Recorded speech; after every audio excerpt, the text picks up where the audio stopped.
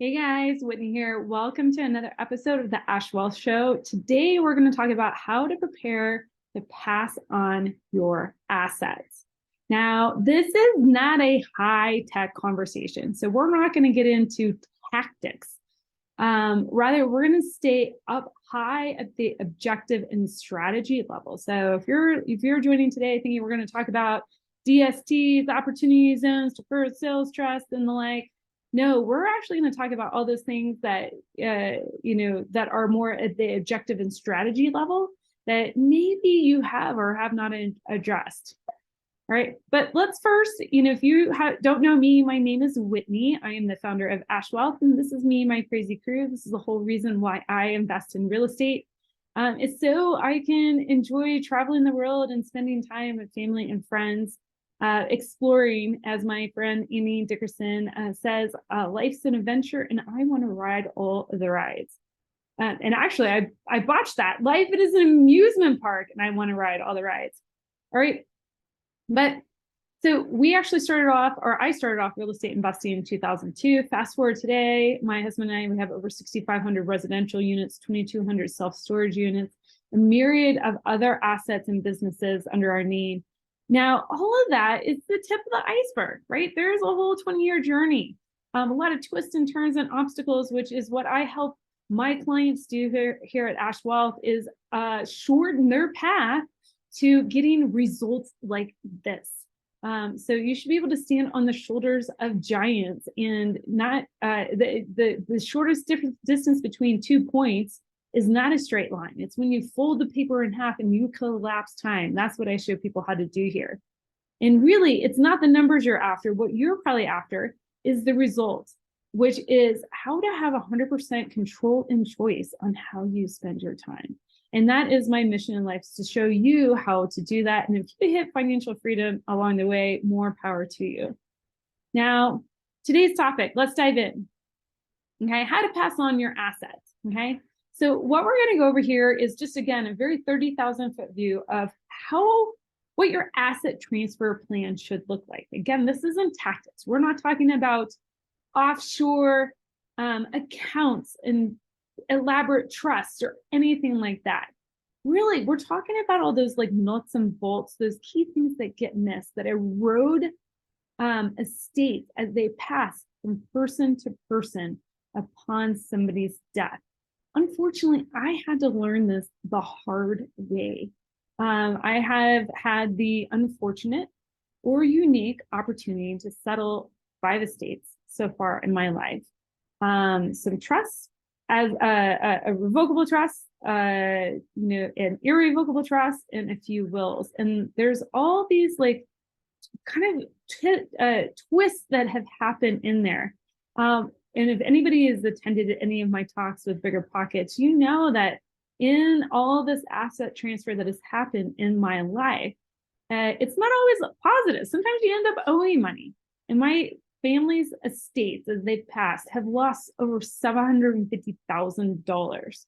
Now, that number alone might not sound that impressive. If you compound that out, had my family knew what I'm going to share with you today, how to kind of create an airtight asset transfer plan, not $750,000 when it been lost. And actually, over the course of 30 years, it would probably have compounded out to be just over $5 million. So this is very important. People in their asset transfer plan, if they don't do it correctly, or if they miss key steps and don't think it through, you actually can erode, you can actually be robbing from your future family's wealth. All right, so let's talk about the 4 pillars that you need to have in place. Again, I help my clients dive deep into thinking this through, but really, this will get you like 80% of the way there. The first step is making sure that your wishes are known.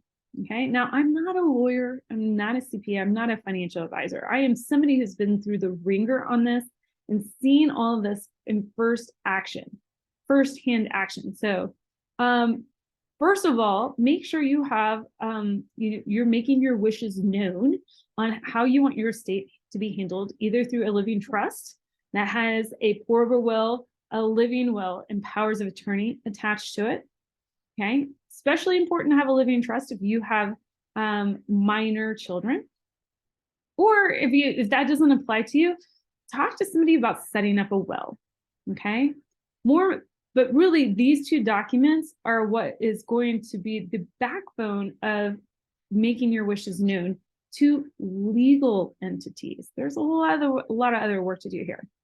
Okay, make sure that you have designated who your dependent caretaker is going to be.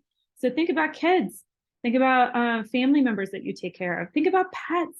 Okay, make sure that whoever you're designating to be the caretaker, that you've actually told them. Okay, and that you have a plan set aside for them to access funds to be able to take care of your dependents. You've prepped them for this.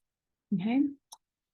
When you write up these documents, your living will, your living trust or your will, make sure you put a purpose statement with this. Okay. Again, this is making your wishes known of how you want the estate to be handled as it transfers down generations.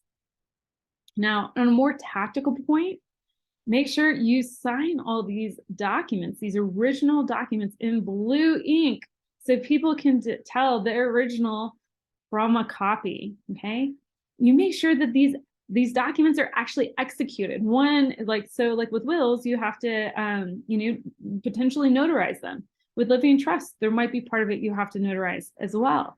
Make sure that they are executed. Make sure that assets are moved into the trust. Okay, again, if you're going to spend the time, money, and effort to set up this type of structure, make sure that you actually have your assets organized to go into these structures.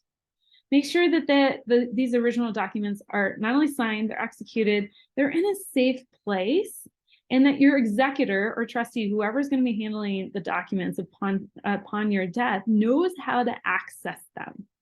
Right now, in my talks with my clients, I go into deep in stories to help them really kind of like understand what happens when these things don't happen, to understand how much time, energy, and money is lost when you don't do these simple things. These might not be easy, but simple things to help shore up your plan. Okay, tens of thousands can be lost to just legal fees trying to access these documents or figure out what the heck you were trying to do in the first place with your estate. Okay, if you have an extensive estate with belongings in that estate, in those living trusts or in the will, go ahead and list out who gets what.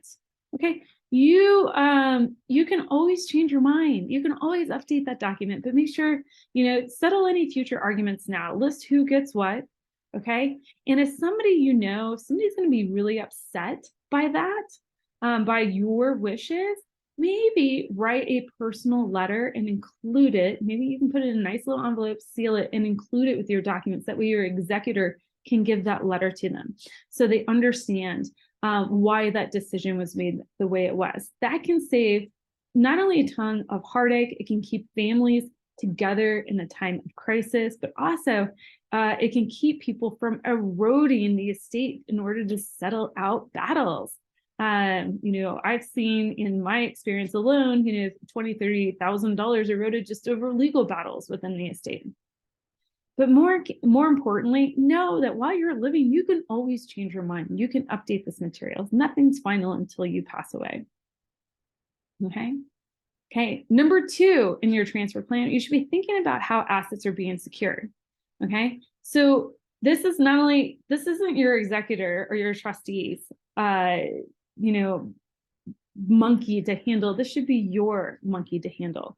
So any deeds, titles, certificates, policies, say like insurance policies, ideally you're going to be storing all of this together with the original will and or trust. Okay, you're going to be putting that, maybe you have a lockbox in your house, maybe you have a security safety deposit box at a bank. But again, this is all locked together. That way, when that unfortunate does happen to you, that your executor, executrix, or trustee can access that information and get rolling on your estate. It's all together. Now, if you have any other valuables, go and have those valuables appraised And I'm thinking of things that actually have its monetary value, not necessarily sentimental value. So anything that's like expensive jewelry, expensive art, collections that hold value, like a coin collection. Maybe you have some metal collection. There's numismatic value to it. There's also the monetary value to it. Make sure all that either is appraised or appraised and secured in a locked location. I would also go one step further to video all your assets and maybe your estate periodically, and just keep that video with those documents as well. Okay, this will help people settle your estate and understand what was there at the time of your passing. All right. Now, the third thing I really encourage you to put together is your emergency, or what I call your prep binder. Now, this can be used in either situation. For me, I put all this information together. That way, when my husband wants to ask me for any of these documents, he's fully empowered to go find it himself. Okay, he knows where it is. He has full access. He has full visibility into our situation. We keep this in an encrypted file so other people can't access it.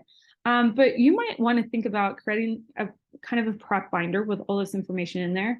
And it can also operate as your emergency binder. Maybe you have to flee your house because of a weather event or a natural disaster, or geopolitical reasons. Something happens. Like for us, we've had to evacuate for forest fires in our area, or inland fires, as they're called.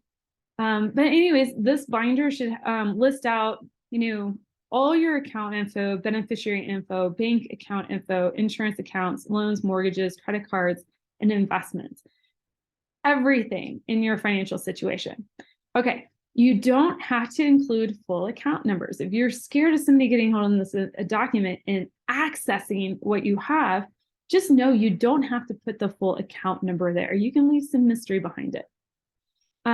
Another thing, as you're putting this together, if you don't have a beneficiary for a specific account, or you don't want to have an elaborate, settlement of your estate, you can move what you can to a paid on death situation. Okay, this is oftentimes a lot of bank accounts, retirement accounts. You can go ahead and designate who gets what, and it doesn't have to run through your trust. But again, you're going to want to consult with a lawyer on this to understand what is the best way to protect your assets for your situation. I also encourage you to list out all accounts and service providers. And this is, your water, all your utilities, cable, all those sort of things related to your particular household, and put these on auto pay. Now think about this. If something happened to you, maybe you're incapacitated, or heaven forbid you pass away, somebody is going to need to start taking over your bills immediately and making sure they get paid and keeping your household up and running until your estate can be settled. Now, if you've already done all this legwork and you've listed out everything, and your executor knows where all that information is, and not only that, it's on auto pay, and it's being paid from an account that has maybe 2 to 3 months worth of expenses floating in it, hey, guess what? They have time, they have breathing room. Okay, maybe something happens in your life and you have to flee for whatever reason, a hurricane or something like that. Everything is being taken care of while you deal with the emergency situation. All right. Also, part of this kind of prep binder, maybe it's an online spreadsheet or a downloaded spreadsheet, whatever it is. Maybe you have it printed out physically. Go ahead and list all the location where all of your documents are and where all the assets are. So, license, passports, birth certificates, vaccination records for you, for your family members, for your pets, okay, any dependents. List the location of all these docs, and maybe keep these in a secured location within your home if you need to access them regularly. Of course, you can keep them in an online or offline secure location, like a safety deposit box. And then next, make sure to list any contacts and needs for dependents and pets. Okay, so remember, in the first step in making your wishes known, you're letting your caretaker know who they are to take care of your dependents. But go ahead and make sure to list out in this particular prep binder, hey, who's the vet? Who's the dog walker, the dog sitter, so they don't have to piece all this together. Go ahead and list out their needs. How often they get fed, or they have any allergies, are they taking any medications? Keep this information updated as well. Okay. And as always, put a tickler in your calendar to make sure to review and update your prep binder on an annual basis. This is, one time pretty decently heavy lift, maybe 2 or 3 hours to get it all pulled together. And then, maybe like 30 minutes every year to keep it updated as your situation changes. All right. Now, point number 4 is you can earn some brownie points, okay, as you're putting together this asset transfer plan, okay, is that you could go ahead and retain a lawyer for your family, okay, for your assets, for your estate now, okay? The beauty of this, it's somebody who knows your situation, love, love and trust them. And so also you're taking that burden off your family to be able to source that out. Okay, so you can go ahead and, if you wanted to, source somebody who could help settle your estate and gets to know you and your family and your wishes now. All right, you can go ahead and plan and pay for your funeral services. So maybe you want to have like a high-end funeral with a casket and a plot and everything, or maybe you just want like a nice little urn and do a cremation service. You can go ahead and make those wishes known and plan that out now and go ahead and pay for it now. You never know, you might be saving your family thousands of dollars, in price inflation between today and whenever you pass on into the other world. Okay. Think about reducing your footprint for your family as well. Okay, especially if the kids are growing in and out of the house, take a look around. Do you need all that house? Do you need all those belongings? Somebody at some point in time is going to have to take care of all of that. I remember with my parents' 4,000 square foot house, packed end to end with belongings. It cost me about $20,000, $30,000 to process through all of that. Getting all those belongings out and donated and held at auction, and that actually offset a lot of the cost. And then there was getting the house sold. So think about, can you take some of that burden and work off your family now? And so they don't have to deal with it later on. Another little bonus point tip is go ahead and digitize your records. Okay, because think about it, when you pass away, your house is, if you have a house or something like that and it's moving on to your heirs, they're going to be going through all that paper. If you have everything already digitized and organized, you can get rid of that paper now and take a lot of that load off of your heirs as well. If you have like a house or a location, roof over your head, think about listing out all those vendors that you work with, the handyman, the contractors, the lawn care people.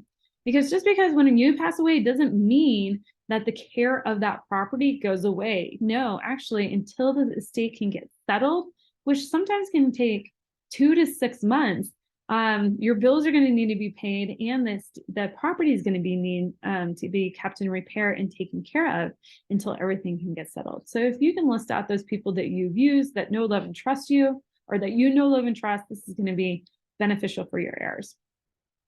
Now, guys, I realized that this wasn't like the mind-blowing, oh my gosh, how do I save immensely on taxes and legal fees as my estate move through?